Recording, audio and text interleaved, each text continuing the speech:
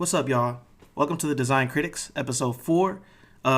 This episode, I wanted to let you know that we were having, well, not we, I was having some issues with my audio levels, so my voice sounds a little bit low this episode. I apologize for that. You might have to have your audio jacked way up in order to hear things properly. And so, again, I apologize for that. Just wanted to give you guys a heads up. But this episode is a good one. It's pretty much me and Scott this time. We got some feedback that we were diving a little too deep into like our jargony talk.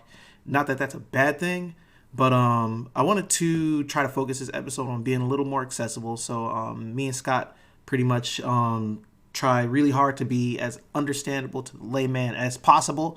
So I would appreciate if y'all give us some feedback. Let us know how we did or how you like the episode. Or even if you don't like the episode, let us know. But regardless, if you do listen to it, I appreciate you tuning in. Thank you so much. And yo, let's jump into it. Cool. All right. I was trying to set this other stuff up while, we're riffing about our rooms and shit. Yeah, we bought those, I don't know, you see them advertised on Instagram. They're like this corner lamp, just like a black stick, and it's got LEDs on the inside, so it shines light into the corner. And, they all colors and all that good stuff. So we bought two of them, one for my office and one for Liz's office upstairs. What we did, they were on sale. Liz wanted it, and I was like, "Oh, get me one too." What we didn't realize is that the remotes, they use their RF remotes, the radio frequency remotes, which means that both remotes control both lamps. So if I turned mine on, hers went on, and if she changed the color, my color changed. Oh, that's obnoxious as hell. Yeah, it was impossible. So it was sitting in that corner back there, and it looked really good. It kind of looked like a lightsaber sticking up out of the floor. Hell yeah.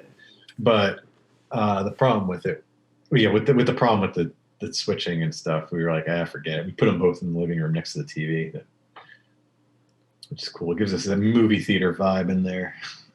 How close were each of the things? Like, were they in the same room, each light? No, her office is directly above mine. That's crazy that it could still detect that it was like close enough to change. Well, the remotes use their RF remotes, so they use radio frequencies, and so that'll travel through walls and stuff.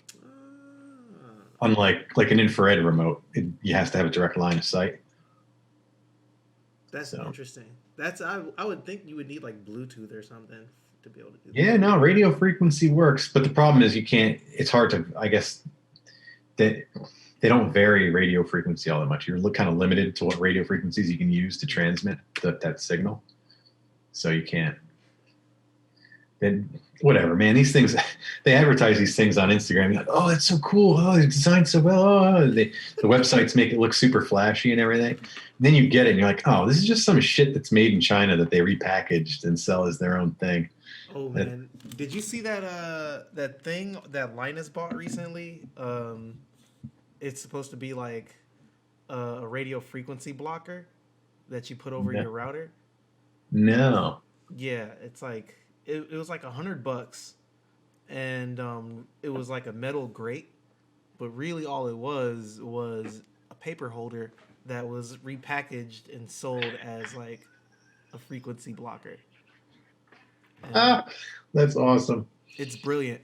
The creativity, man. Sometimes just like, I'm going to take this thing and sell it as this other thing. It should be, I mean, it seemed like highway robbery, honestly, but it's totally legal, but like, goddamn, you have to be as not very sharp. No. I just watched one of his videos yesterday. He had some like handheld PC gaming thing. Mm-hmm.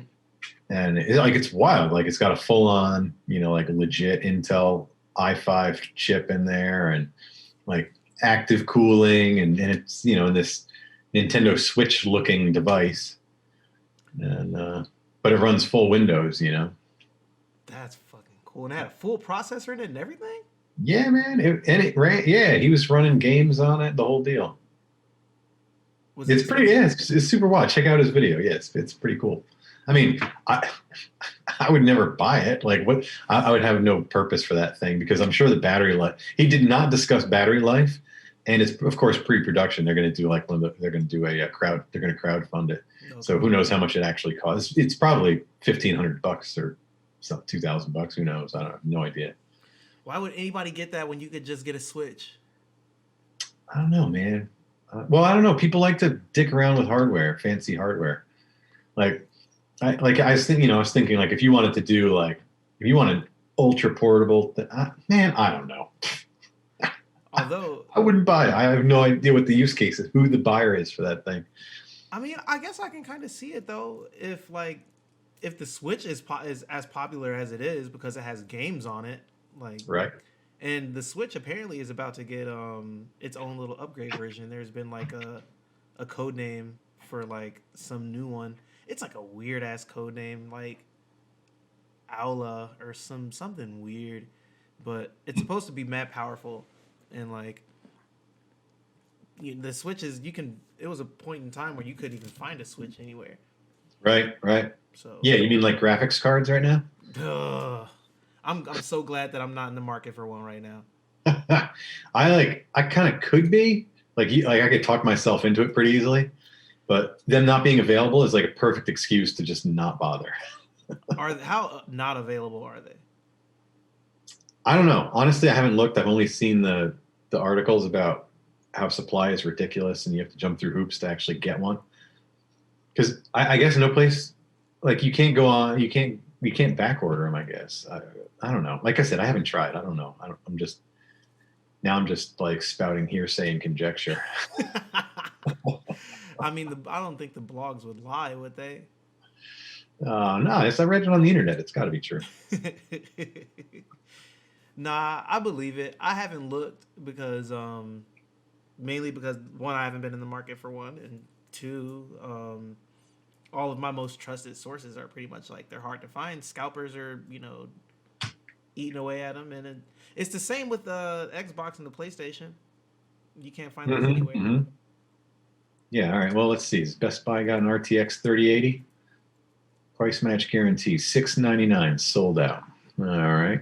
Let's see here. How about Nvidia? Can you buy it from Nvidia? Probably not. See all buying options. Check availability. Damn, Newegg. Check availability. I've never thought to look uh, through Nvidia's website to see if anyone has anything in I stock. just came up on Google. Newegg out of stock. Best Buy out of stock. And yeah, so like, and instead of letting me order it and just shipping it when it is available, Mhm. the option is auto notify. Like, come on, man. You gotta have like the loudest alert on your phone in order. Right.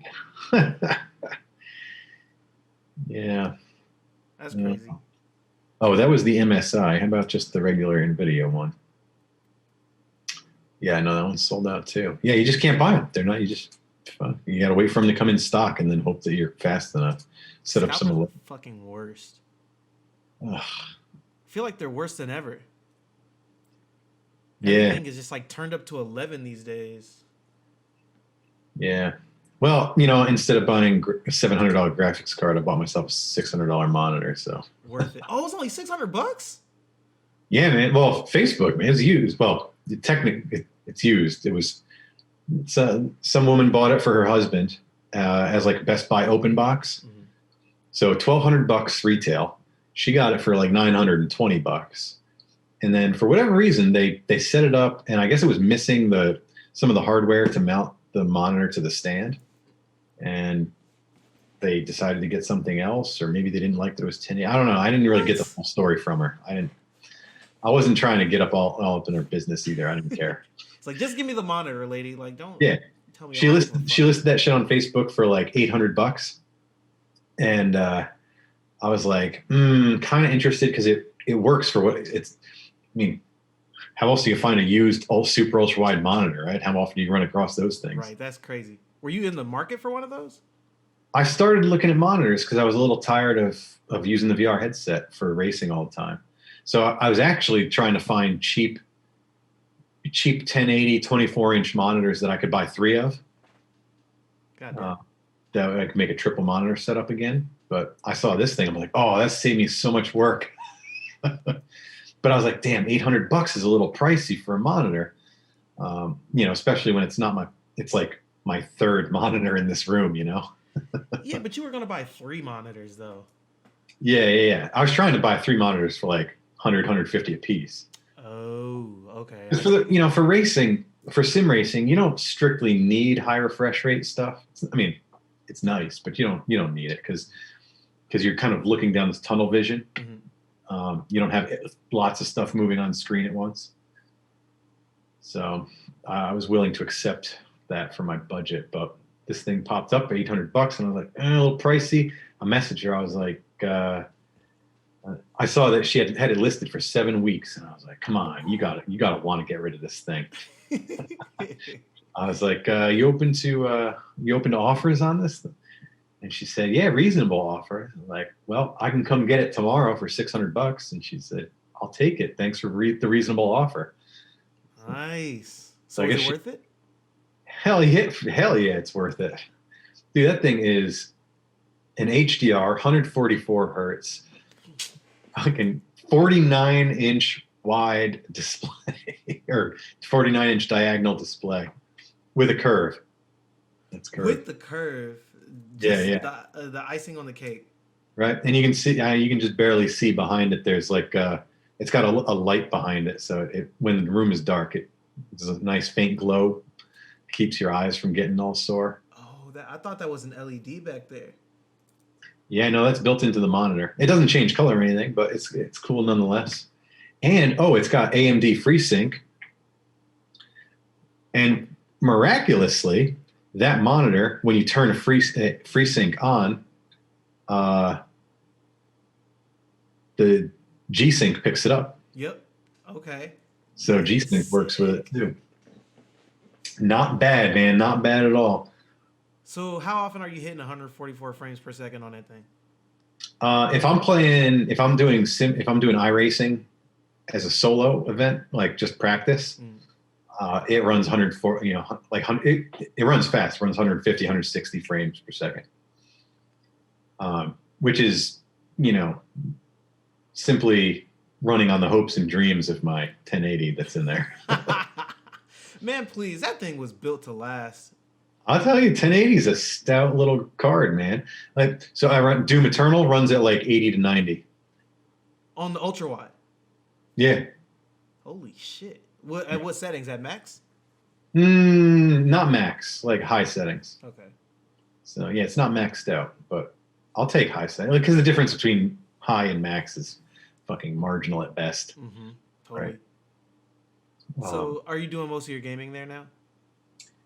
I have been, new toys. You gotta make use of them. Gotta break it in. Totally. Although for whatever reason, I have a little. I don't know. You can't really see. There's a little stool back there, and that's like so. When I'm sitting in that car seat, the stool is my mousing area.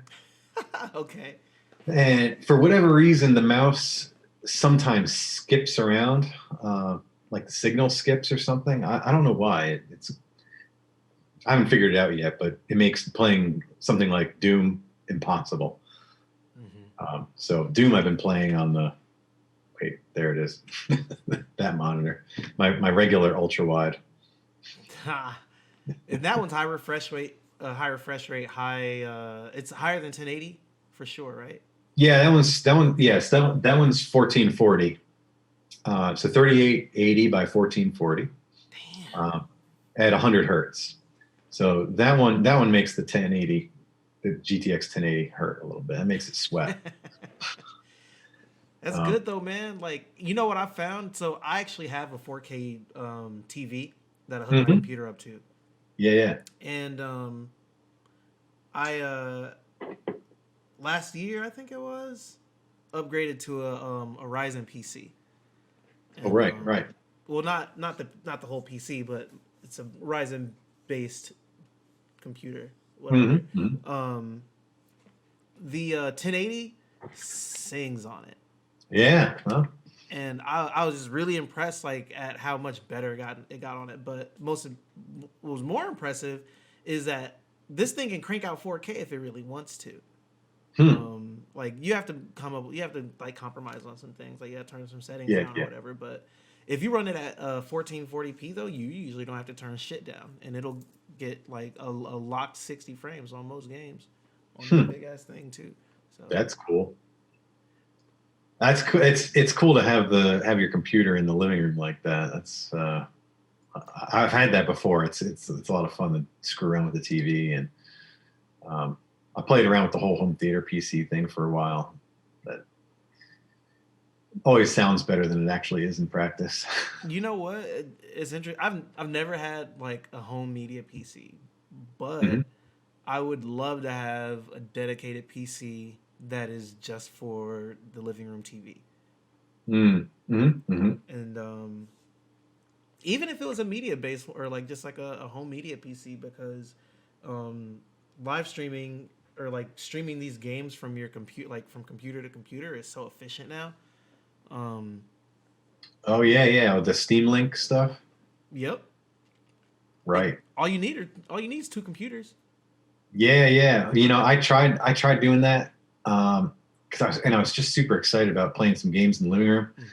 But the ultra wide, fuck me, man. You got spoiled.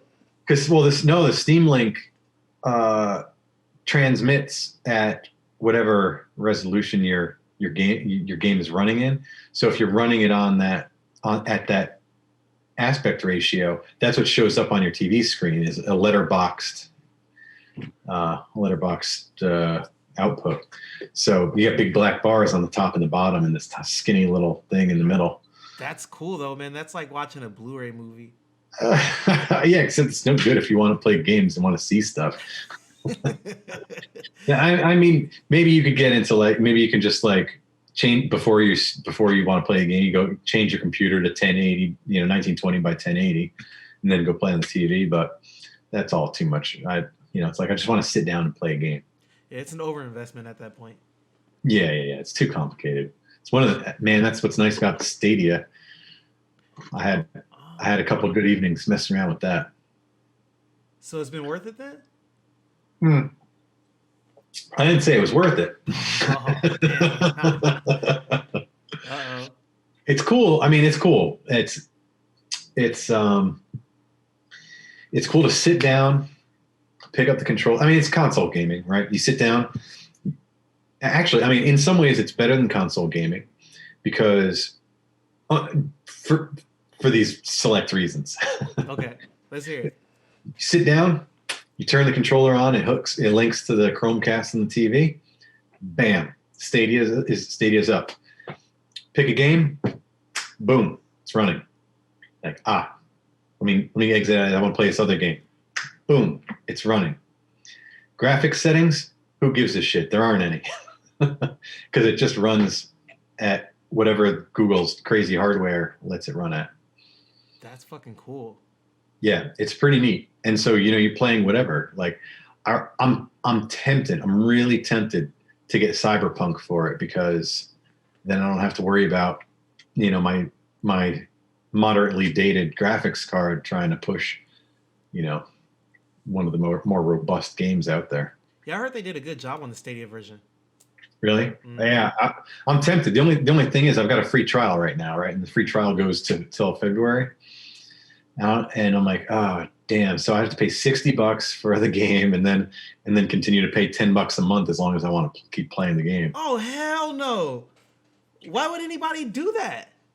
Well, so when you pay for the subscription, $10 a month, there's a library of free Stadia Pro games that you get free with it, right? And so there's like I was playing. They got a bunch. They got a few Hitman games. They've got Dead by Dawn. They got what's another one that I was playing? Um, um, um, oh, Super Hot. I was playing Okay. Super Hot. That one's fun. Uh, and PUBG is on there too. So those are all free. Those are all just included with your subscription. And there's a bunch more. There's some more like platformers and stuff like that too. Um, Ember is I think a popular one that I haven't played yet. And that comes with it. Yeah, all comes with it, right? But then you want the AAA stuff, you got to pay for it, like everything else. And then it's stuff. You're kind of it's you pay that $60 and it's stuck on that platform, you know? Oh, that's ridiculous. That's kind of steep right there. Well, okay, but here's another here. Yeah, yeah. Like for me, it doesn't make sense. Look at all that hardware I got there. It doesn't make sense for me to pay all that money for a game that's stuck in the cloud, right? But I can play the game on these computers. I could play the game on my work computer and never have to install anything. I could play all those games on my phone, Okay, that's pretty cool.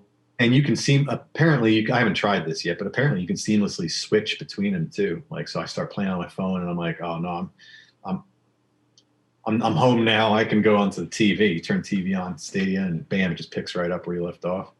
That's cool. Okay, I had no idea that Stadia could do all that. Yeah. So it's like if I didn't have a bunch, like, a couple $1,000s worth of computer hardware, it's a compelling argument because I play all sorts of games on any device I've got, not the iPad. Oh, really? Yeah. Yeah. I think it only lets you do it on an iPhone, not the iPad. Wait, so what is a Stadia? Is it? I thought it was a console, but is it like a controller? It's a cloud gaming service, So what do you? How much does it cost? $10 a month. You don't have to pay for any hardware. Now you can use an Xbox or PlayStation controller. How do you hook that up to the Chromecast? That you can't.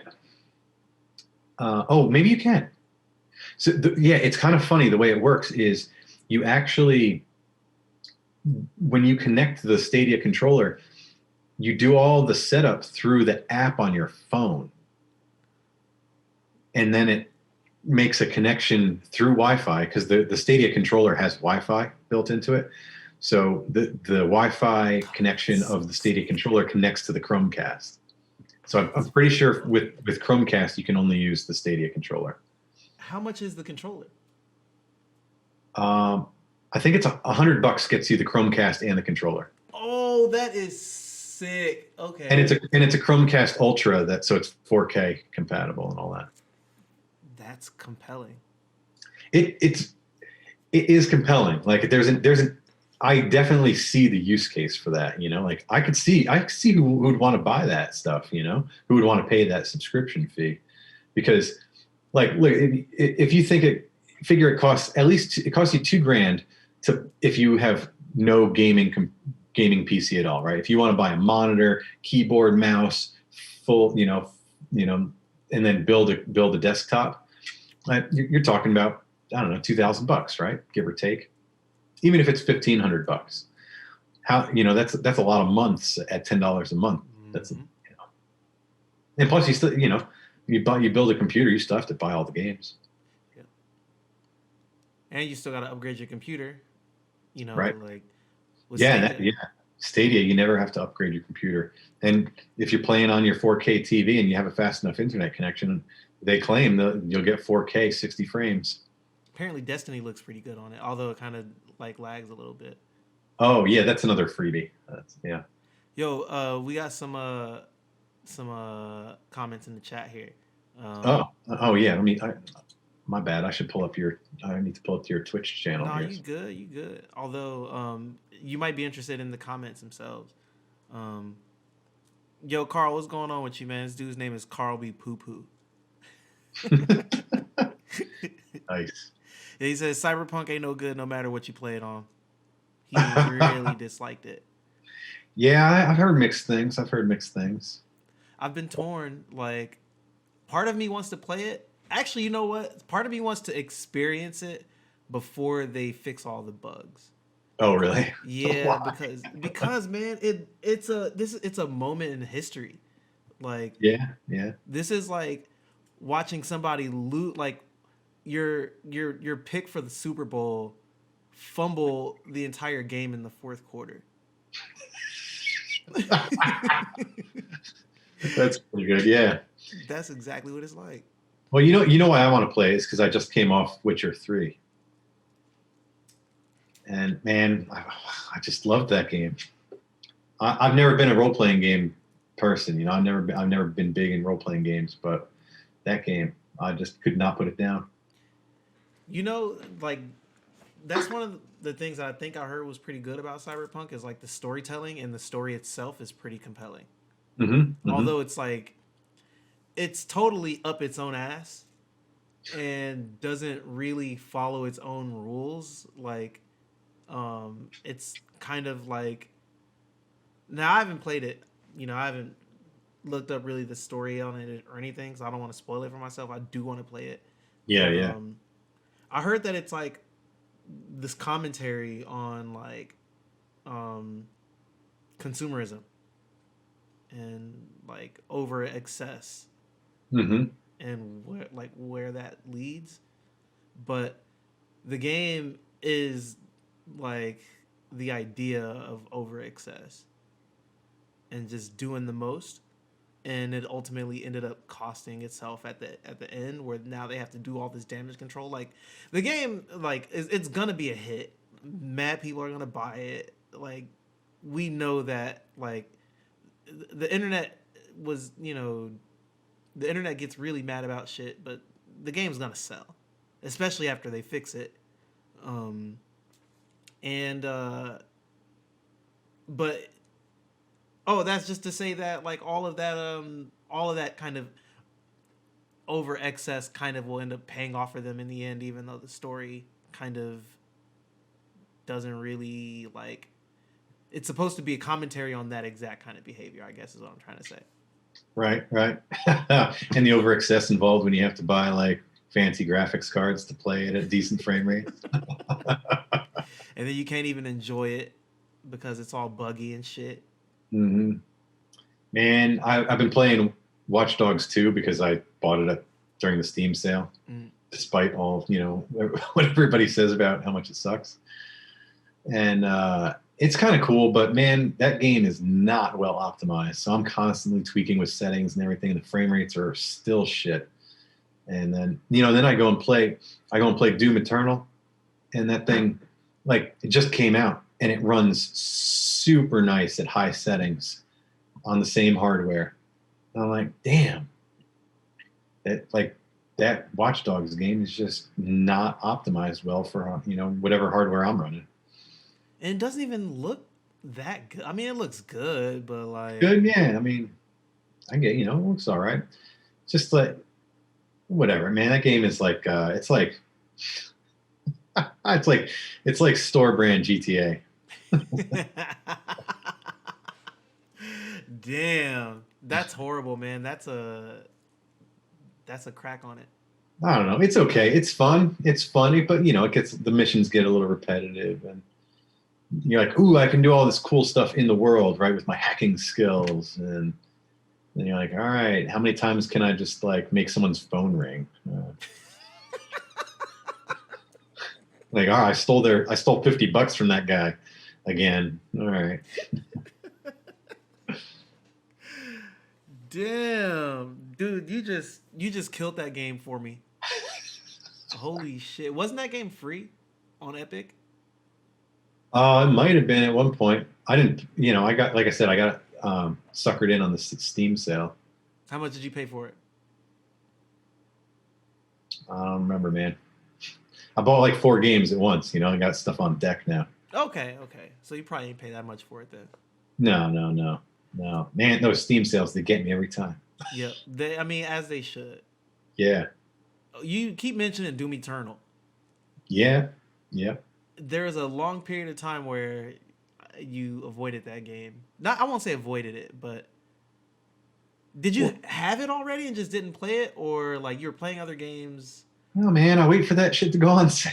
I'm cheap. Nah, that game's worth. How much did you pay for that? That was half price. That was a good one. Okay.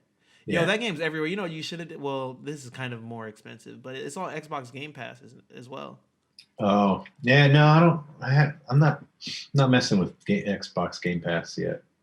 It's so good, man. There's so many good games on it. It's like, so it's been. We're gonna get back to Doom Eternal. All right. All right. We'll come back. We'll come back. Um, I just wanted to mention. the Game Pass. You know, I have to put on my advertising cap for Microsoft every week. Gotta take the time to do this. Um, And for the Xbox. Game Pass, man, it's so good. It's like it's literally like Netflix for Xbox. Hmm. They have like all of these really fucking high quality games that you can download and they'll be stored natively on your Xbox. And you can choose to buy the game for like 10 or 20% off while it's on Game Pass. They And ever you get get that working with PC? yes.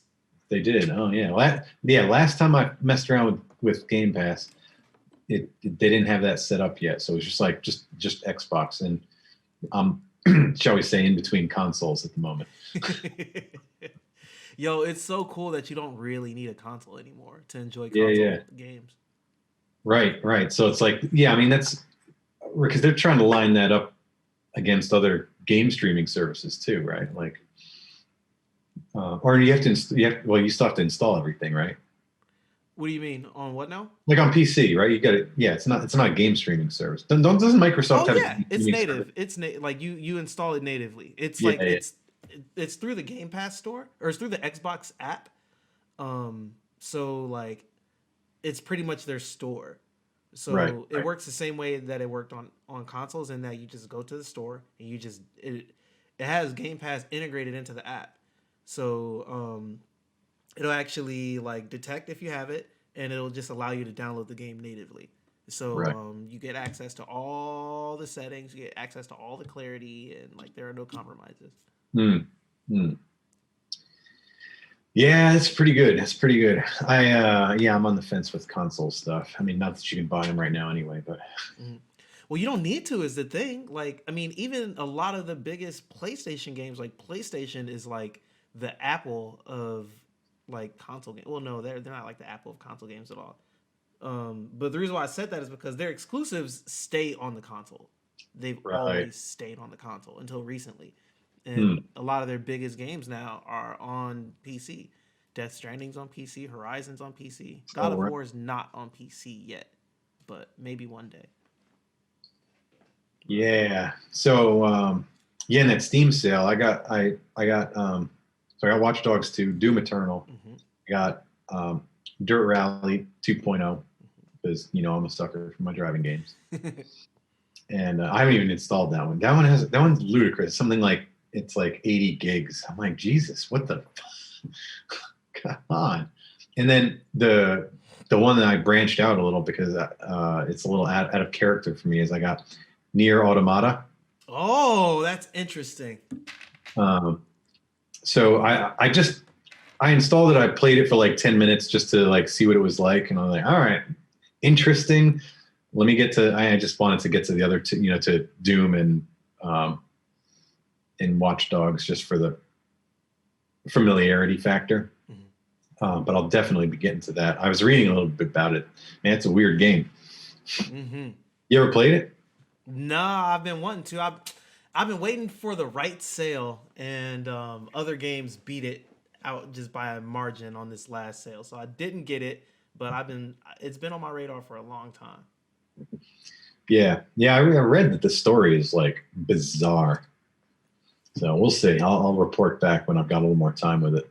Hell yeah! But tell me about Doom Eternal. Doom, man. Like I think we were talking earlier about how that game is not for casual gamers. Mm-hmm. And it's got a steep learning curve too, man. And just because you played last Doom, 2016 Doom, that doesn't mean shit. Nope, not at all. Because like I keep forgetting, I'm like, oh shit, yeah, I do have this giant flaming thing that I can light demons on fire with. I forgot about that. It's the Uh, coolest fucking thing, man. Like, so what do you think about it though? Like, it's cool, but it's yeah, so different. yeah, yeah. Like I'm still getting into it. I just started, right? So I'm still like I don't even have all the guns yet. I think I've got three. I've got the first three guns, right? The assault rifle, the shotgun, and the plasma rifle. Mhm. And so it's what I find really challenging with it is trying to figure out how to best utilize my weaponry, my various like my many varied weapons Mhm. to take down the many varied demons. Um, and I think like in general, my own personal preference is for games that I can mow down vast quantities of enemies with little effort. And Doom definitely takes a different tack with like dropping you in, an arena area with enemies that can sustain a lot of damage. And so you have to be you have to be, well, not a little, you have to be very strategic about your assault tactics and your weapon choices. So I'm always running out of ammo, running out of health. And then in the game, you have to like, you do the glory kills to get you extra health. So like, oh shit, health's running low. I better find some like shitty little demon I can glory kill real quick and get this health.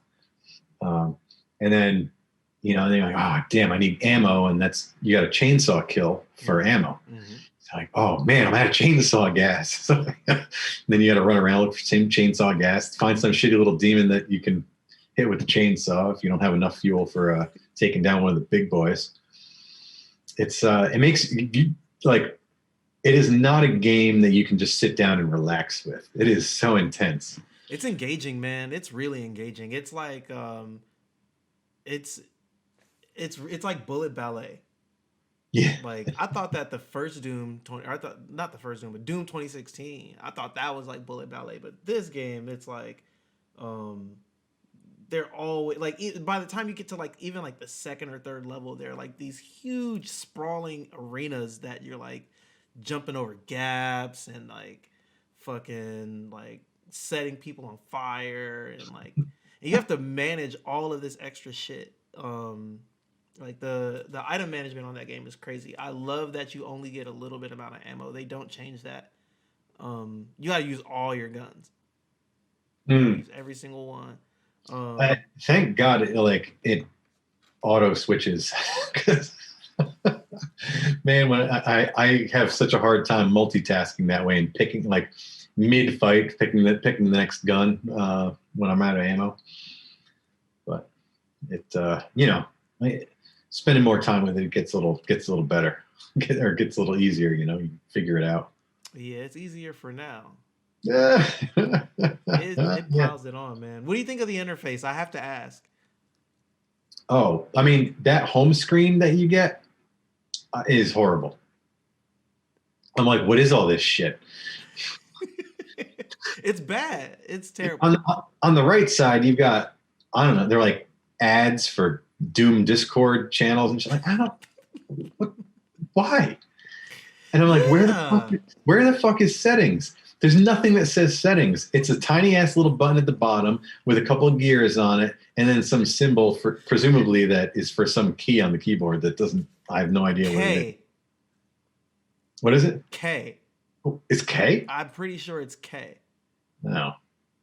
Yeah. Regardless, I was like, oh my, where? Or maybe it is. Took me way too long to figure out where settings was. Yo. But I will say, HDR support, fucking killer. Oh. That game looks so good with HDR because all that lava and the lightning and green sparkly dogs that you're falling around looks so good. Yeah, I bet so. I actually have not seen that game in 4K yet. Oh, 4K would be cool too. Or not 4K, but HDR. Shit, I HDR. haven't seen it in either. Yeah, we could talk about 4K. I have my thoughts on 4K. What are your thoughts on 4K? Well, maybe it's just because I've got an old video card, but man, it takes a shitload of power to push 4K. Like, these new AAA games at high settings, 4K takes a lot of juice. Mm-hmm. I guess it doesn't help that the 4K monitor I was using to try 4K with is my work monitor, so it's just like it's just a basic like color corrected Dell 60 hertz. It's not a gaming monitor. So right. Even at 4K, it didn't look that good. It's like the response rates weren't there, and yeah, I think I loaded up Witcher because I was trying it while I was deep into Witcher 3, and Oh man, brought my poor 1080 to its knees. Yeah, I bet so. All right, we're gonna go back to the ultra wide. Yeah, man. 4K is it's interesting. Um I don't know, man. Like I've kind of grown to like it a little more since getting my Ryzen CPU. Hmm. Um just because like it's almost like realizing like damn, I didn't realize my computer could do all this entire time. But it does come with compromises. Like Mhm. when you have a high refresh rate monitor, it is so hard to go back to those like 60 frames is pushing it. Like if I dip lower than 60 frames, it's like fuck this, it's unplayable. Like throw the whole fucking thing away. Like I can't do it. Like cuz I have a 144 hertz monitor that Mhm. I don't even get to utilize that much because I stream a lot of the times when I'm playing video games. And so I actually have to lock my frame rate to 60 so it doesn't throw my stream out of whack. Oh man, I can't make those compromises. Oh man, it's hard. I try not to think about it. But you know what is really good though is the frame rates. Like I really never have to worry about my frame rates going under 60. And I have a lot of like headroom Mm, for like my streaming and all these yeah, other like I have like a million things in my taskbar. It's kind of embarrassing. along with all those browser tabs. Oh man, you don't even want to see how I had to like close out like 30 of them the other day and they were all YouTube. Yeah. It's like I'm never going to watch this. Like where did I even find all these fucking videos? You know, there's a save for later function in YouTube, right? I'll never use it.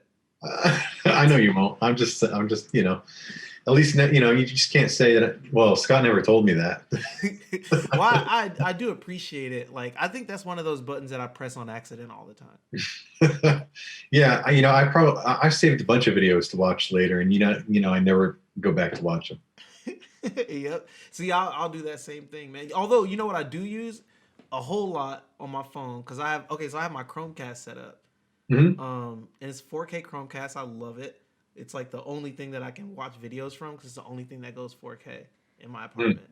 Um, but I will like cast videos to my phone or like from my phone to my Chromecast, and I can just keep firing videos to it, and it'll set up a queue. Oh yeah, yeah, yeah, yeah. We do that same thing here too. I love that feature, Hmm. and I just discovered it on PC.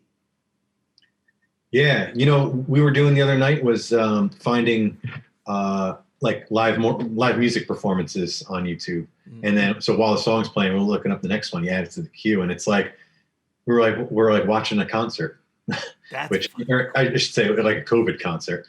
cool. That's fucking cool. Y'all got the sound set up and everything. Yeah, man. Yeah, definitely. Hell yeah, dude! I love technology.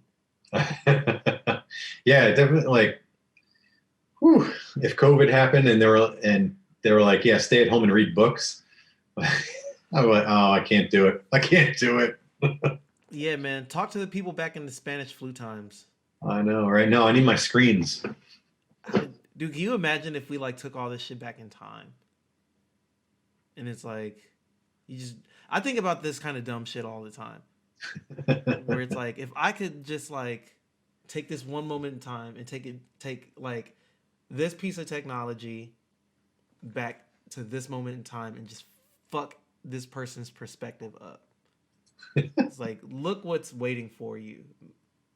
Like, that would be so fucking cool. Like I usually think about that shit as like, if I were a kid and I'm like, I go back to my past self and I'm like, Mhm, hey man, mhm. like you have all this shit in your house, so it's like don't worry about this. Just keep your fucking shit together and you'll be all right. But like, the other like the extreme part of that is like thinking about how fucking shitty it must have been to have lived through the Spanish flu and all you had was like a newspaper or like not even a radio or like Right. did you have radios back in like 19 or 18 what was it 1911 or yeah I guess there were Yeah. radios Yeah, radios. Yeah. yeah um Man, just imagine if you took a cell phone back to those times and was like, dude, you could take a shit and you could browse the internet, all the information you ever needed, every video you've ever needed while you take a shit.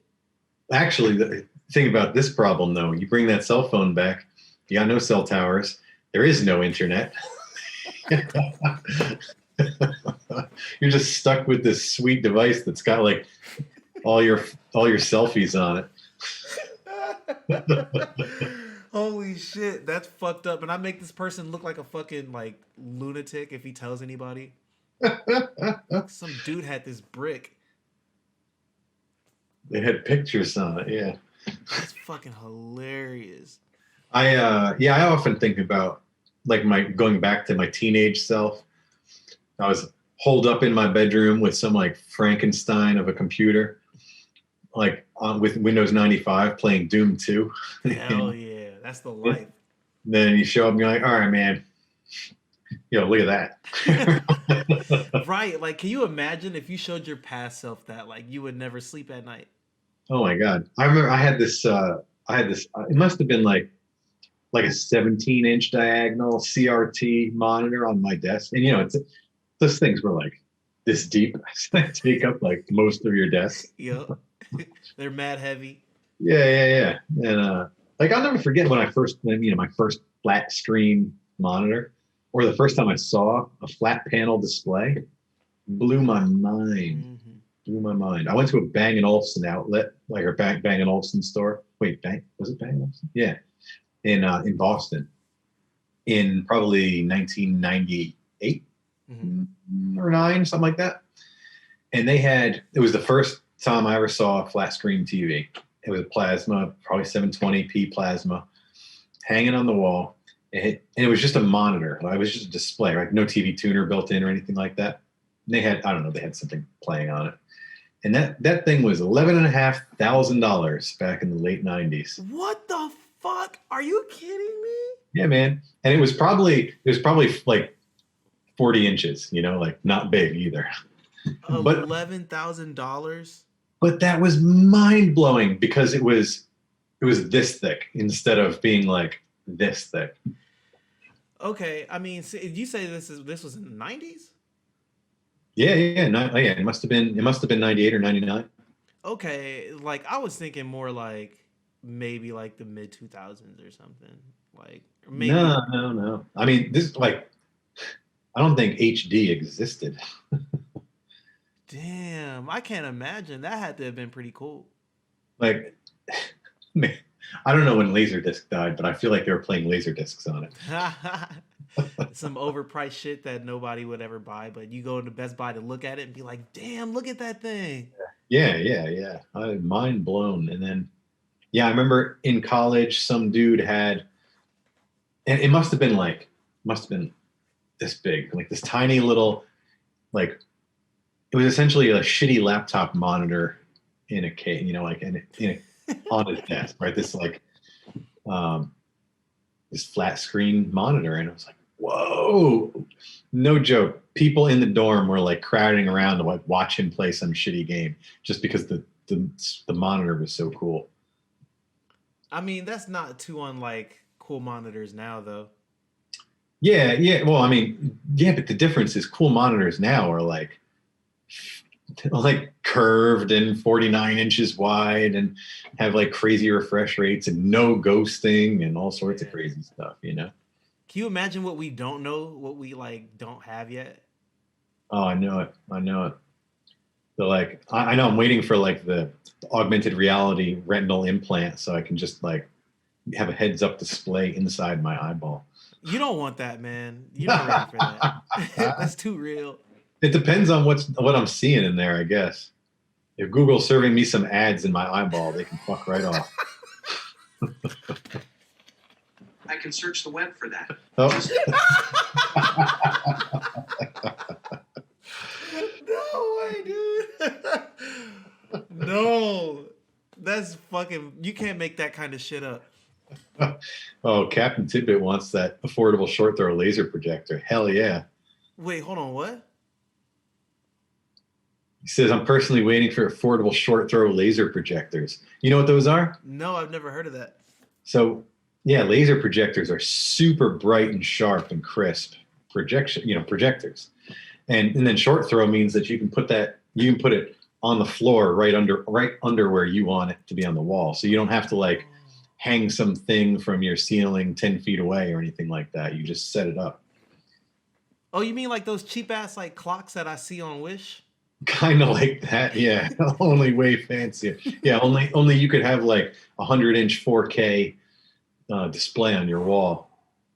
Yo, did you see that? I think it was either Razer or it was LG that made this gaming chair. Oh my god, I meant to send this to you. I thought of you when I saw this. It was a chair not too unlike the one behind you, like a racing gamer chair that Yeah, was yeah. like on like it was its own little setup. Yep, like that. And the monitor actually came out of the fucking chair. Oh, is it the thing with the arm? It's like the big scorpion tail thing that sits over you, and the monitor. It's like got a monitor array. Yep, that's it. Yeah, That's the yeah. one. I've seen that. That thing's crazy. It's kind of scary. Like I can't imagine who has that in their house, right? Like who's got this? It just looks me like it's gonna. It looks like it's gonna. You're gonna get jacked into the Matrix or something. You know, someone's gonna stick this thing in the back of your head. Yeah, man. Fuck yeah. Can you imagine? I Oh mean, man. yeah, like this is ridiculous enough as it is. Just sitting there and you got the big old screen, and I'm like gaming away on a thing, and like, what am I doing? That's fucking cool. Do you know how much? Listen, if you had the money to afford that, you wouldn't be thinking, "What are you doing? What am I doing?" You would be like, I don't know. It would just be like among all your other fucking fancy toys that you probably take for granted. I guess I don't know if my house is big enough to fit that thing in here. Yeah, that shit is pretty crazy. It takes up like a crazy amount of space. If I put that in the living room, my wife would divorce me. She would not be having that. I do not think that fits with the decor. Oh man, when I worked at PayPal, okay, this is I hope this isn't like breaking any like privacy laws. I don't know who this guy was, but he called because he bought a like a Star Wars like figure. No, it wasn't a figure. It was a goddamn like it was a model. It was a big ass model of like some Star Wars like ship, and he paid like over $1,000 for it, just for this model ship, and it never showed up. And it was like near Christmas time, and this dude was like, he wasn't shitting himself, surprisingly, but he was like, my wife's gonna kill me when she finds out that I bought this.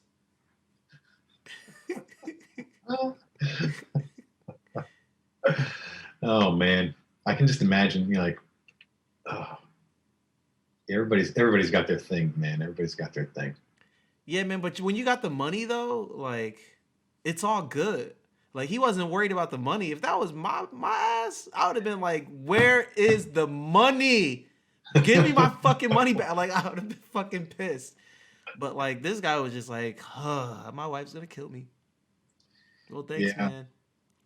I like stuff like this. I got to do it. Like I got to do piece by piece, so I kind of like build it over time, so that it's not like I'm not rolling in the house like boxes of gear. Hell, I mean, I bought the wheel stand first, and then I was just using it, using it on the desk. And then I'm like, all right, I'm gonna buy it. I'm gonna buy a seat from that's out of a Nissan 370Z. Got that on Facebook Marketplace. I'm like, all right, I can get that, and I'll put some, built some, put some wood underneath it to attach everything together. Next thing you know, the monitor's there. So piece by piece. If I walk in here with all this stuff at once, Liz would be like, she wouldn't be having it. oh man, you can't be giving away your secrets on podcasts, man. Nah, she's on to me. She's cool with it. All right, She's the best. that's cool. That's cool. Aw, that's cute. Man, it just dawned on me. Yo, what's going on, chat? I appreciate y'all. Y'all been sitting here showing love tonight. I hope you're enjoying yourselves. Nicely set up. Yeah, appreciate that love. 143, what's going on, girl? How you doing today? Um, you got okay. So you said you got most of that stuff on the Facebook Marketplace. for your Uh, gaming chair setup? yeah, actually, so the steering wheel I bought new. I bought that new on Amazon, or I think that's a Thrustmaster. It's like equivalent to a T300 with the Ferrari wheel on it. Oh my Uh, god. I just got the Ferrari wheel because it's like an inch larger diameter, so it's a little closer to a real steering wheel than like some of the other ones. They're a little smaller. So I bought that new, and then I bought the stand that it's on. It's this metal stand that holds the pedals and the steering wheel, and that was from Amazon too. So those things I bought new together so that I could use it, and I could use it with the desk, like a desk set up in an office chair. But the rest of it, yeah, like man, I buy a lot of my gear on used because if you know what you're looking for, like if you have something in mind that you're like, I need a set of speakers, or I need a whatever a seat for my racing rig, you just wait it out and you can find the right thing for good money. And so but all my stereo equipment, I have tons of stereo equipment, and I buy all used. Um, Why yeah, why would you ever buy new, like, unless you're just like kind of into that? Like, I don't know. I feel like there's certain things you buy new, like my computer. I bought new. I built that myself, and then like the steering wheel. I don't know. Sometimes you don't want something that's beat up and has wear and tear on it. The monitor, I got lucky, and that was like I got to peel all the protective plastic off the front of it. oh, it's the most satisfying thing on the planet. Yeah, yeah, it was all around the bezels, and I got to peel it all off. It Did was he cool. ever use that thing? I think they set it up once. You checked it out, and then put it back in the box. Too much goddamn money. I guess they didn't. It's like I went to their house to get it. It's not like they were living in some fancy pad or anything. But they were a young married couple that both gamed. So Okay, so you got to they, set those priorities. yeah, totally. I'm gonna say they got all the nerdy shit in their place. That probably just didn't live up. Like, oh, they okay. I see what we're dealing with here. He plays pole position with it. No man, iRacing, live ride or die with iRacing. And then yeah, the gas got a Pole gas pedal, a position. clutch, and a brake with that wheel. Yeah, he got the whole setup. This guy, okay, so he plays this racing game. Well, he used to. I don't know if he still does, but you have to literally subscribe to it because it's so official. And I like, used Yeah, man. I used to get a little pedantic about it and correct people that it's a racing simulator, not a racing game. oh, excuse me. No, but like iRacing is for anybody that doesn't know, is it's a subscription service, and then you buy the tracks and the cars. It comes with a base set of stuff to get you started with the rookie races. But they've got road racing, like for circuit track racing. There's dirt track racing, so circuits, and then there's dirt oval racing and paved oval racing. So um, it's the same service that they used for the digital NASCAR races during all this COVID bullshit. Oh, that's cool. I didn't know that. Yeah, actually, Dale Earnhardt Jr. Bought himself a partnership in the company, so he's a partner in there, and so you can go in and watch races, and they have tons of pro drivers that go in there and race. Yeah, Formula One drivers, NASCAR drivers, various stuff. It's pretty cool. Damn, that's like mad fascinating to see how, like, okay, not calling this thing it's not a game, it's a simulator, but like, Well, it's a game. It's an esport. yeah, like esports are like really out here like that. Mm-hmm. That shit is it's so cool to see. Like, that shit before was not like the case. It's like you go to the mall, there might be a Halo tournament, like, or there would be like you go to some arcade and there's like a bunch of sweaty dudes like playing fighting games or some shit. Yeah, yeah. Um, but now it's like, damn, like I thought it was cool that like Rick Fox, Echo Fox. Have you heard of Echo Fox? Hmm. They are this esports team, and they Oh, were okay. owned by Rick Fox of the Lakers, Oh yeah. and I think Shaq owned a team as well. And there's like, I think there's some clip of like Rick Fox and Shaq shit talking each other over like their League of Legend teams.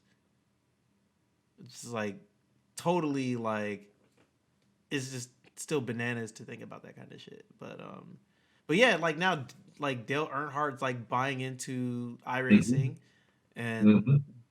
like for the sake of professional racers going in and doing their business there. Yeah, man. And when you watch their, like, they have, the same thing with the other big esports events is they have, professional commentators come in and like do the thing, and like they changing the camera views during the broadcasts of these big, the big races with big name drivers and stuff. And oh yeah, Captain Tibbet does have VR support. Oh, so can you talk about a little bit about the VR support and then or like racing in VR and how that compares to your new setup? Oh yeah, man. Racing in VR is super sweet because it's 3D. I mean, first of all, it's just like staggering. When the first time you sit down and put the headset on and you like look around and the car is all around you, um, it's pretty wild. Uh, I played Project Cars 2, and I got in one car and I was just kind of looking around because the interior of the car was so detailed. I went to look at the back seat and I went to grab the passenger seat to like turn around and look, and it wasn't there. I'm glad you didn't fall out. No, no. So that was my goofy VR experience. But driving is so much is super cool with VR because you have a three-dimensional perspective. Your sensation of speed and your ability to judge distance is so much better than just looking at a two-dimensional monitor. Um, of course, the downside is you get all the standard VR downsides of like you're locked inside this world. You need headphones and goggles on, so you can't. There's no, like you're just shut off for the good and bad that comes with that. And then it gets hot. It gets hot under there, and then the resolution is nothing like what you get on a monitor. Right. So you take the good with the bad. That's why I bought the monitor, was because I just got tired of wearing the headset all the time, every time I want to race. Sometimes I just want to sit down and do a few practice sessions with, a little more casually and not like get fully in there. Right. But yeah, the VR is good. I finally got it. It took me a while to get, because I stream every time I do league races on Monday nights and I stream those. Oh, cool. Okay. You can find those on my YouTube channel. It's Toy Box Garage. They're they're usually at 8 o'clock Monday nights. Sometimes it's every other Monday. It depends on my other shit going on in life, but um, if you tune in at 8:30 is when the race actually starts. It's practice session and qualifying from 8 to 8:30, and then racing at 8. So anyway, all that is to say, it took me a while to get my streaming setup really dialed in for VR, because I wanted to get the true VR field of view set up correctly. You can cheat it if you're VR streaming other types of games, more like first person games where you're like walking around and doing things, with controllers and with your hands. Mm-hmm. It's different. But when you're in a car, the people viewing your stream need to see a certain amount of what's going on, like in the car, like, because that field of view has to be correct. Mm-hmm. And that took a while for me to figure out how to do. I use the Oculus Mirror app, which is like a diagnostic tool that lets you set the parameters, and then I use the for whoever is the streaming nerd out there. I have OBS. OBS. Oh, that's what you meant. Well, Yeah. OBS then picks up whatever's coming out of the Oculus Mirror app. Okay. So Yeah, that makes sense. I'm not actually streaming the game. I'm streaming the Oculus Mirror app. So whatever. It probably applies to like 2 people that are interested to that. But It I took know a while to exactly get what you're set up, talking but about. my dad watches it every time I race. Has your dad ever used your VR headset? Yeah, yeah, yeah, yeah. He's one of those people that gets in it and um, like will fall over if you're not if you because he gets like so into it. Yeah, he digs that stuff. He's not a game, he's not a gamer or anything, but he does really enjoy the experience. Uh, he's a technologist, he loves all new tech, and he's always been that way. Hell He's yeah. like he's 64 now, or 64 or 5, something like that. And he's been into computers forever, so uh, yeah, he loves seeing like all this new tech.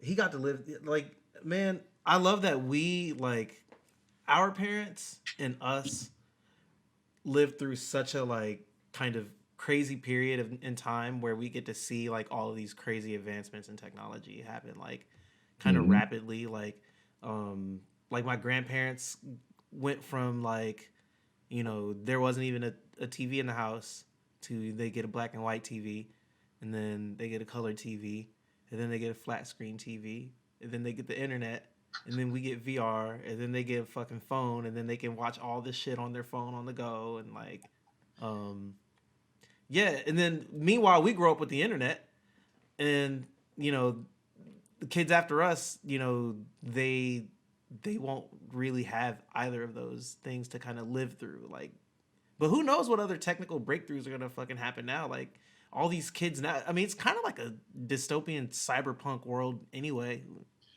It's without the flashy lights. Yeah, man. Yeah, I know we've talked about this before in the past, but like I'm a little older than you, and I got to, I remember coming home and my dad being the super nerd that he is, not enough ground glitching. I'm sorry. That's great. uh, yeah, I remember coming home and my dad being super excited to show me the internet.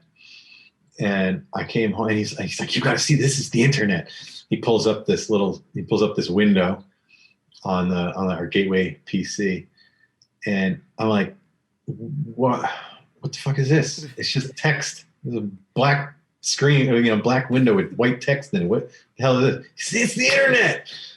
All right, whatever. Come back to me when they're pictures. Right. Oh man, you had no idea what you were in for. I had no idea. Right. And then we got, uh, I don't know, AOL or CompuServe or one of those old school dial up service providers. And then it was like, oh, like email. And so, wow. It's like, and it was so cheesy back in the day. Built my GeoCities website. Nah. Oh man, GeoCities was revolutionary. Ah, yeah, man. I told you I found my old GeoCities site on the Wayback Machine once. And I was like, oh, it's so bad. You should share it with the crowd. It was I can't find it anymore. I tried to find it again. I can't find it anymore. But it was dedicated to my love of ska. That's amazing. Because I was a teenager in the late '90s. That's okay. That's fair. Yo, Scott was kind of lit though, wasn't it? Yeah, it was for me. I mean, it's into punk rock and ska and hardcore and all that stuff. So that was my jam back in the day. So yeah, I did this website dedicated. So it had a plaid background Oh. with, I think, yellow text. It was horrible. Sounds about GeoCities. Yeah. And I think all it contained was like some stupid text I put in there that was primarily directed at my friends. And then I cut up audio clips from some songs I liked, so I like to rip a song off a CD, cut it down into a downloadable chunk of a wave file that I could put on the site. And so you could like play it. I was an early streaming service on my Yo, for real. That was before like you could even get in trouble for that shit. Dude, and probably my crowning achievement was I made an animated GIF of a drawing that I did. So I drew this alien dancing on paper with a pencil. I scanned it in, used maybe it was Corel or maybe it was Photoshop, I don't remember, to cut it out into a shape, and then I put it into some program I downloaded off the internet that let you animate it by specifying each frame of the image. So I took that image of my scanned drawing and then flipped it, and then told it to flip every half second or 1 second or whatever it was. So the thing flipped back and forth and made it look like it was dancing. That's pretty cool, man. That was on my website, and I'd never seen, like, it was neat. That was 1994, 5, something like that. Holy shit. Maybe 6, but yeah, mid 90s. That's cool. I didn't even know that there were like, I remember like Coral Pro. I didn't realize that you could animate on those things like all the way back then. Yeah, well, actually, Corel was it was like a Photoshop competitor. Mm. So it wasn't the animation. It wasn't really animation. There was a separate program that I used. It probably gave me a virus. Who knows? Yeah, maybe, probably. But yeah, I would just load an image file in there, and then you could. I mean, I think back in the day, most of that stuff was like, we just cycle. You would put up instead of image carousels, you would do an animated GIF of different stuff or something. Oh, okay, yeah. But I just used it to make my dancing alien. That's fucking brilliant, man. It was pretty cool. I actually have that. That file, the GIF file of that alien somewhere. I think I have it saved in Google Drive, because when I found my GeoCities site on the Wayback Machine, I saved the image, the GIF. That's crazy that you can like go back in the internet time and just save shit like that. Yeah, man, it's mind blowing that they save all that stuff. And but yeah, it was a lot of fun making that stuff, and that was crazy. I remember my mom worked very briefly for or maybe she didn't even work there. Maybe she just knew this guy that ran a local internet service provider. And that was all super new at the time. I remember going into the offices there with offices. It was like it was like a store space in a strip mall that was like pretty much gutted and had like a couple desks and a bunch of cardboard boxes and shit around. Nice. And they were an internet service provider. And they would also, and so that was the first time that I heard about SEO. And there's probably a mistake in retrospect, but he asked if I wanted a job to teach me how to do this SEO stuff. Yeah. I was like, nah, that shit sounds boring. Oh, you turned it down. Yeah, I did. Oh. I was too busy working in bike shops and getting into that whole mountain biking thing. That's fair. It wasn't the right time.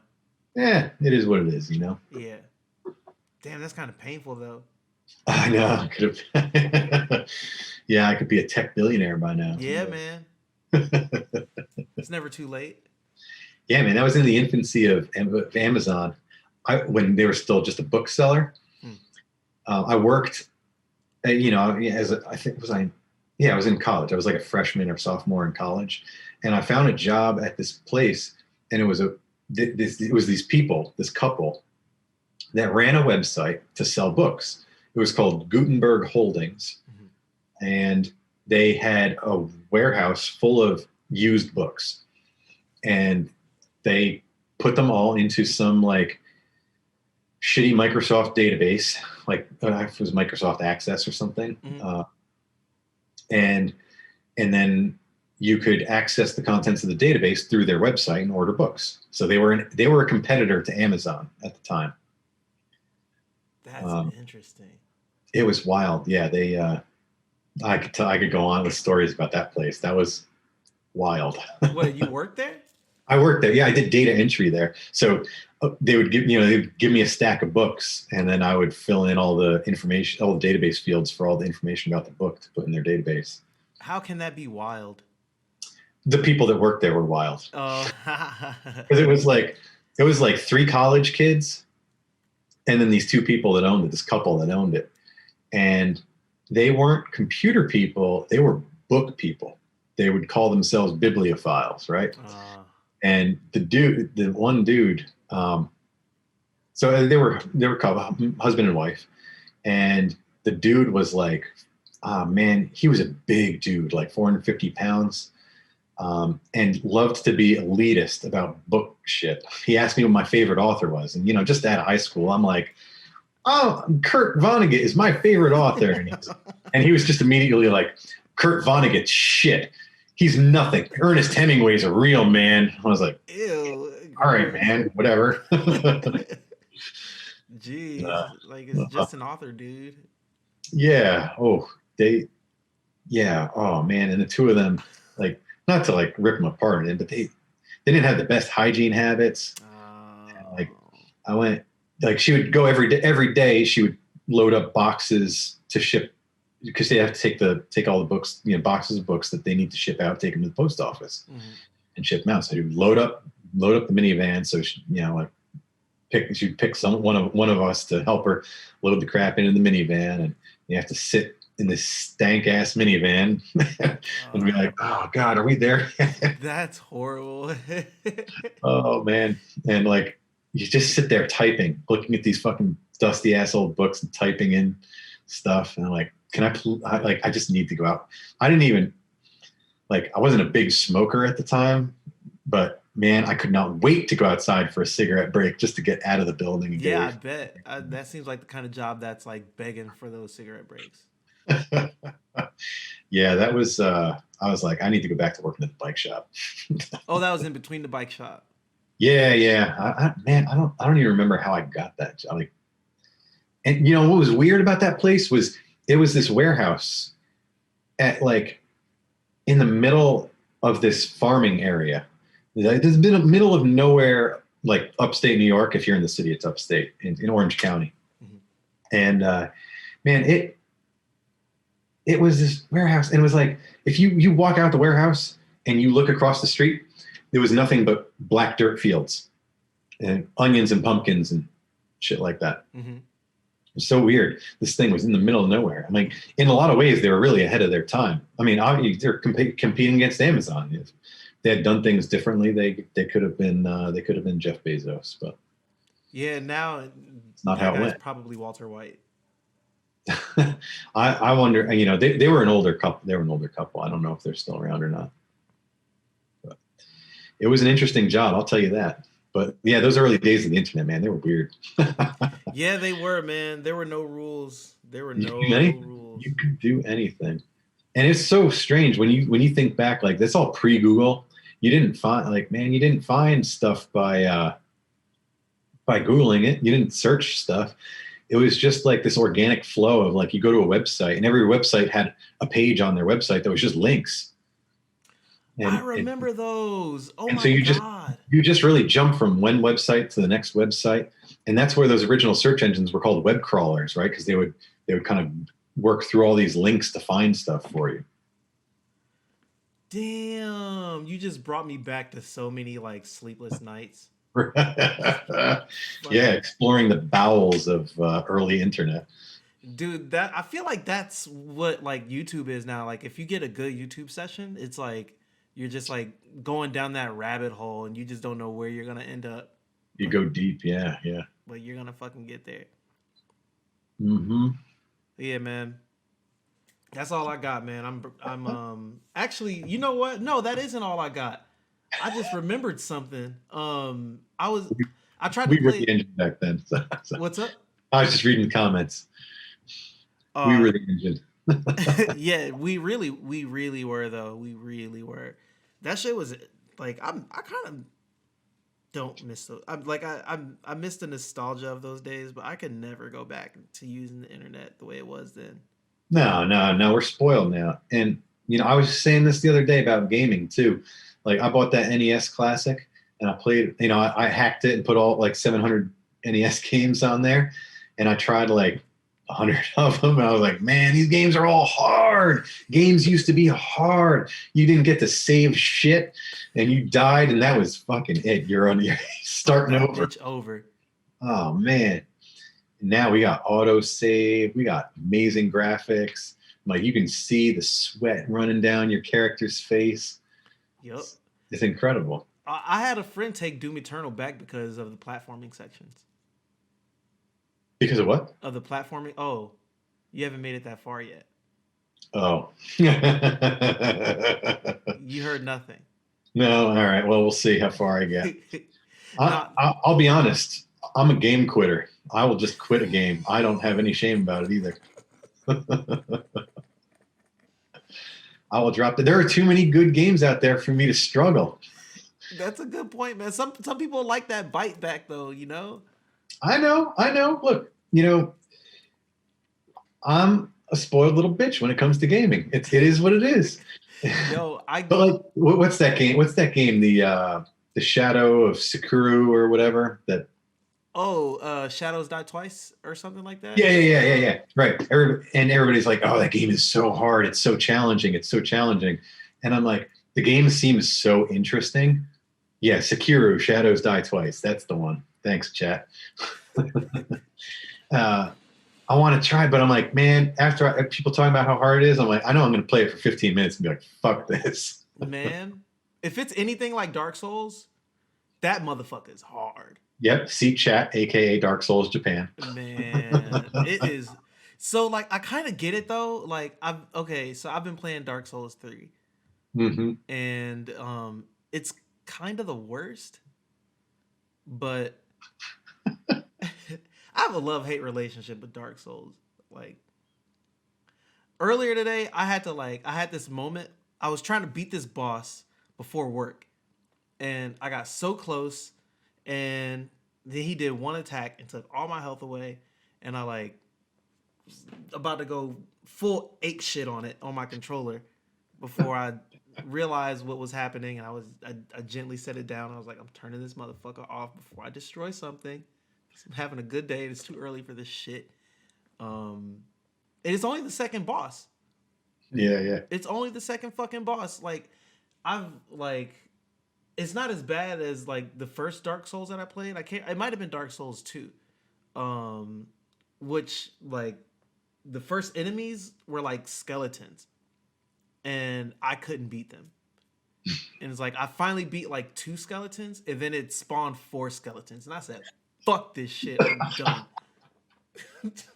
Never went back. And then like I cursed about the game, and everybody would be like, "Well, you're not supposed to go that way at the beginning." And I was like, "How the fuck am I supposed to know that?"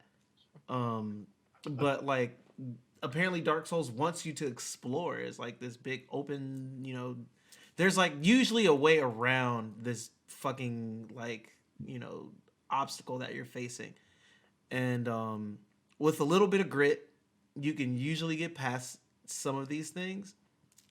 But like, it's brutal, man. Like, even the wimpy enemies will fucking kill you. Like, there are these guys that just have daggers. Like, that's all they have are daggers. But they can slice the fuck out of you real fast and jump from like fucking 20 feet away and like stun the shit out of you. And then their friend will come up and start doing the same thing. And then you got to fight 2 of them. And like, every time you die, you drop all the XP that you earned since the last time you died or cashed out. So you'll like, I had a moment where I was playing through the game and I had probably about 6 or 7,000 souls just from fighting this boss.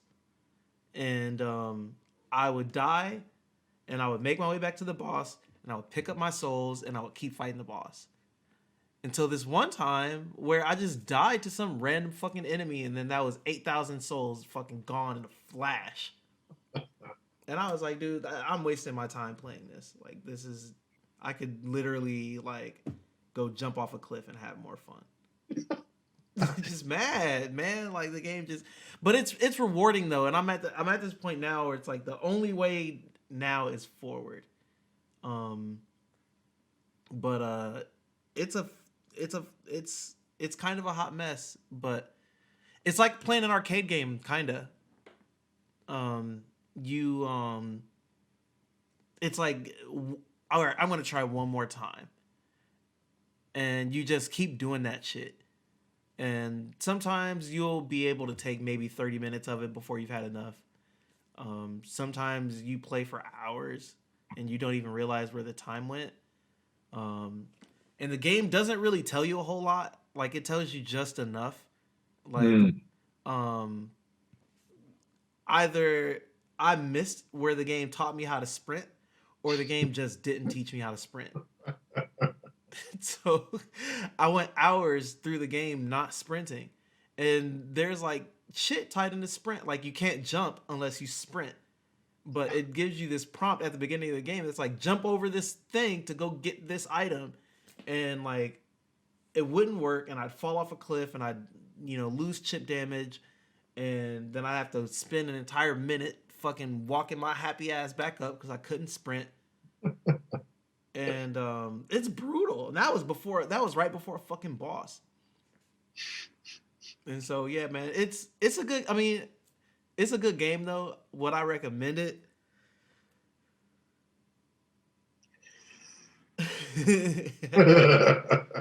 I don't know, man. I mean, it's good. If you're into challenging games, then yeah, I would recommend it. Like, it's really well made. Like, don't get me wrong, it is incredibly well made, and like, you can tell the universe is really well thought out. You can tell like the gameplay is really well thought out. Like, there's a way to engage it. Like, there's a secret sauce, and like everything is intentional. Like, I really appreciate about the game. Like, it's not just like lucky, you know. Like bullshit happens, but like situational awareness goes a long way. Like dodging at the right time, attacking in the right spot. Like you can do all those things, and it work out. But it's like playing a game and playing on the hardest difficulty right from the beginning. Yep. Yeah, I got to one part in Doom, and I just kept playing the same thing over and over. You kept dying. These stupid brain spider things kept killing me. Yep. And I was like, maybe I'll just quit this. And then I thought, I was like, you know what? Ray is too much of a Doom fan that if I told him this is how far I got, he would just lose respect for me if I quit now. I was like, I gotta keep going. You gotta push, man. It's worth it. That game has definitely stalled me up more. I've rage quit. Like, I don't rage quit too many games. Yeah. But Doom Eternal made me rage quit. So well, I've seen you play. I've seen you play on stream. This one, and the last one too. And like, man, I watch you play, like how you play the game versus how I play the game, and I'm like, oh, I'm doing something wrong.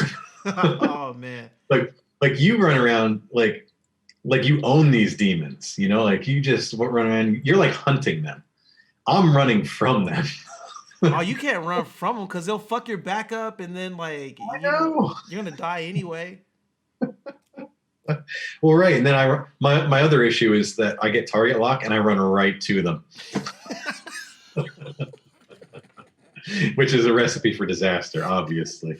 But also a lot like Doom Guy, if we're being honest. He says, "Dude, just click on their heads."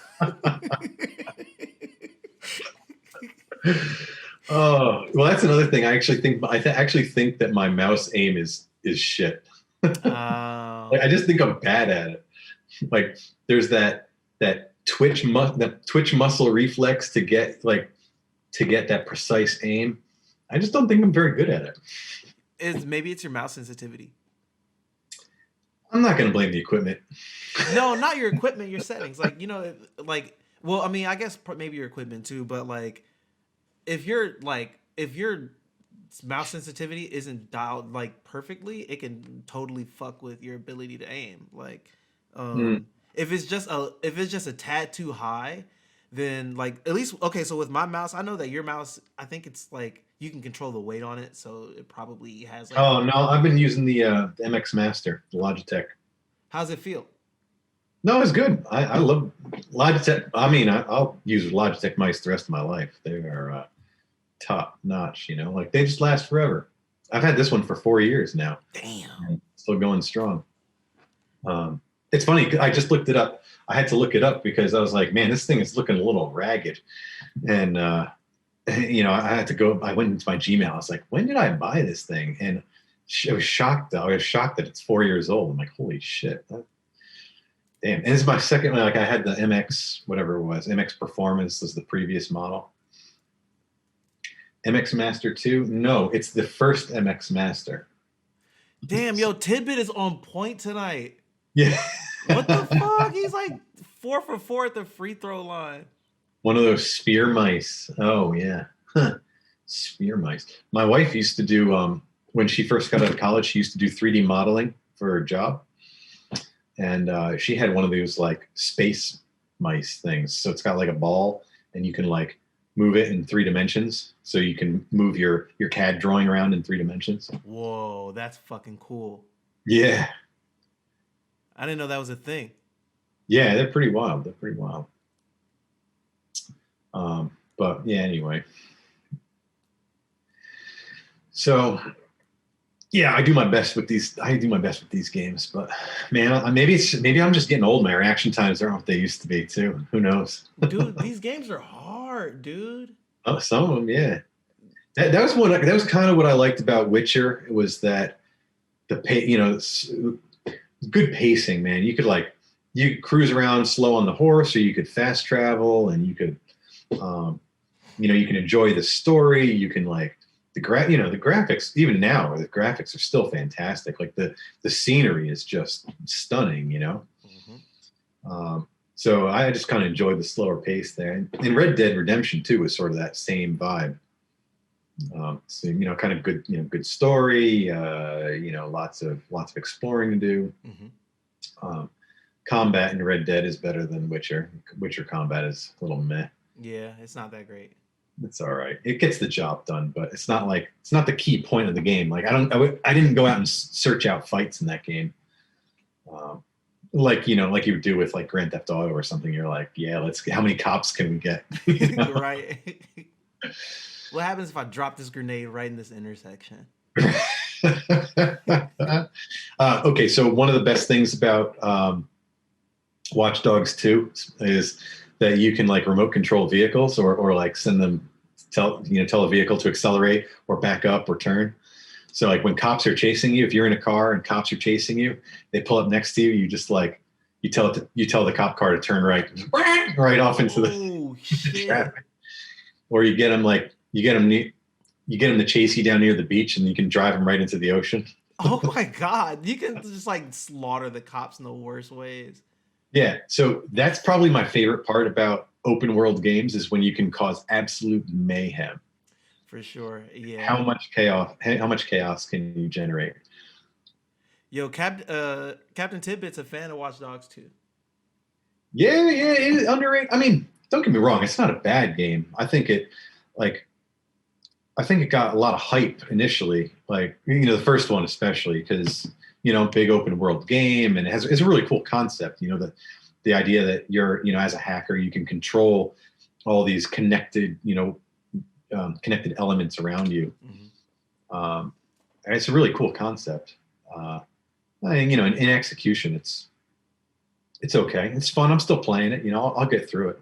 I'll manage my way, but mostly I'm just aggravated that however, whatever tech they're using to drive the graphics is like super hard on your hardware. Legion, I think, is pretty reasonable, at least. The new one. Yeah, I heard that was pretty good. And that ray tracing, man, I want an RTX card so fucking bad. Yeah, I know. We were looking at them earlier. You just can't get them, man. You can't find them anywhere. Did you see they just announced the 3060? Oh yeah. That one's hard to beat for that money. Right, only 300 something bucks, like low 300s. Mm-hmm. I didn't see the kind of performance you get for it, but I mean, it's a 3060 though. Like, I mean, like you could throw anything at it, it'll eat it up. Mm-hmm. Like, yeah. It's tough. Like, oh man, it's tough spending money on those things, and then just watching them like, game by game as the time goes by. You're like, you have to lower your settings more and more. Oh man, medium, shit. Oh man, if I haven't upgraded by the time like my 1080 is like not going past medium settings, then I did something horribly wrong. Yeah. It hurts me deep down to set something to medium. You know what? And this is me being spoiled again, but like, I want they put all this effort. So they put all this effort into making these games with all this intense graphical detail and all these effects, and I paid good money for the game. Like I want to experience it at its best. Hmm. And I don't want to play it on medium. Right, that shit is trash. Although, you might be surprised to learn that a lot of console games run at medium. Maybe not anymore, but Mm. like PlayStation 4 and Xbox, like a lot of those games that were really fucking beautiful, a lot of them just ran at medium settings.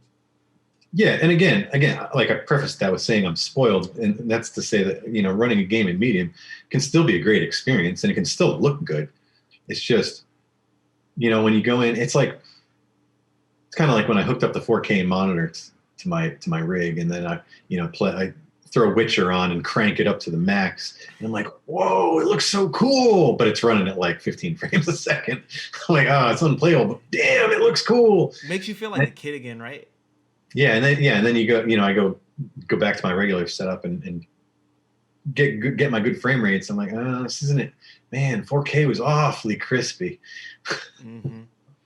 You know what I really want, man? Like, one of the reasons why I want those new cards is because they have that downscan or that like upsampling or downsampling technology or whatever they have. Like, Hmm. man, there's so much cool technology in those new cards that like I'm always just like one generation away from like all the new revolutionary shit that these companies be doing. Oh yeah, the DLSS. Mm-hmm. Chat. That's the one. This motherfucker right here. No injuries, bro. Your contract is expired. No injuries. We need you on the field. Yo, I'm throwing around a lot of sports references. I don't even watch sports. Yeah, me neither, man. But you're catching them. It's all good though. But yeah, man. I think I'm rounding it back up about up at the end here. How you feeling? Yeah, man, I'm good. I'm all this yapping gets me thirsty. I gotta get a drink. I thought you had a Bud Light at first. No, man, it's black cherry sparkling water. Okay, that sounds delicious. It's a lot like it's almost like a light cherry Coke kind of thing. It's just really good. Ooh, what is that called? Waterloo, black cherry. Black cherry Waterloo. Okay. Tasty. And 0 calories and all flavor. Hell yeah. I need something that, I'm trying to go off the drink again. like the drink, The booze. Yeah, man. Oh. Trying to keep it good. Yeah, I did it last year. I went 3 months last year, and then COVID hit, and I was like, I got get back on the booze. Yeah. How far are you into it now? What's today? 13? 13 days. Nice. Congratulations. Yeah, man, it's fun. It's not. I mean, like for me, it's not too bad. It's just I feel I feel so much better with not having that all the time. Mhm. I have self control issues. If it's there, I want it. Yeah, I get that. Yeah, but That's cool, man. Well, where can the world find you? yeah, man. Toy Box Garage on YouTube, and I don't know. I'm on Twitter. I think Toy Box Garage is my Twitter thing as well. Yeah, that's it. I keep a low profile. All right. Well, that's fair. My man keeps a low profile, so you can find him on Twitter. He's not a designer, by the way.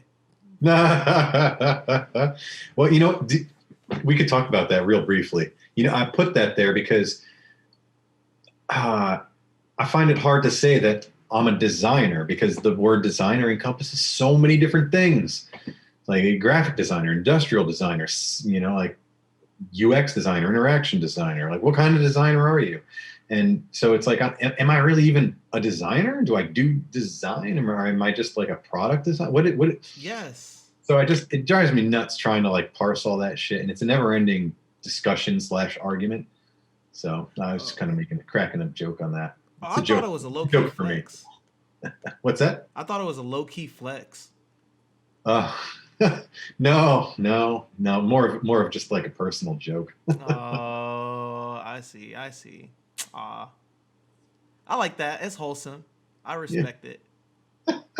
It's wholesome. I really thought of you. I thought it was a flex. Like, yeah, I'm not a fucking designer anymore because I run this shit. Oh yeah, design manager now. Yeah, it's all right. Yeah, it's all right. It's all right. That's a whole. We could save that for another podcast talking Yeah, yeah, about. yeah, Because for I sure. think that'd be I definitely would like to talk about making that transition from like individual contributor to manager. That's because there's so much to it that I didn't realize before doing it. So I think it'd be interesting to talk through. Definitely, we can make that happen, sir. hmm And I know you started a new job too. Congratulations again. Thank you. I appreciate it. It was a long time coming. So yeah, Um, we'll have to talk about that. Maybe maybe next time we dedicate to some like just UX nerdery. let's do it. Let's get it. Let's get it in the books. We'll figure it out. Yeah, nice. Cool, man. We have a good Well, one. yeah, you too. And thanks to chat is super active. I'm down with the interaction there. That's cool. Yeah, man. These are my guys. My guys. Shout out to the chat. I'm trying not to say guys so much. Good. Yeah.